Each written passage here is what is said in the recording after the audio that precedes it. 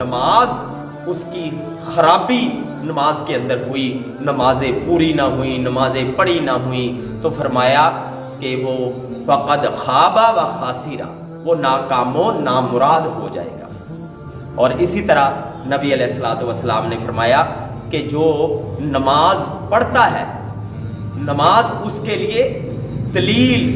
نور اور جو ہے وہ نجات کا سبب بنے گی، اور جس نے نمازوں کی حفاظت نہ کی تو یہ نماز اس کے لیے نہ دلیل ہوگی، نہ نجات کا ذریعہ ہوگی، نہ روشنی ہوگی۔ اور فرمایا وَكَانَ يَوْمَ الْقِيَامَةِ، قیامت والے دن وہ ہوگا مع قارون و حامان و فرعون و ابی بن خلف،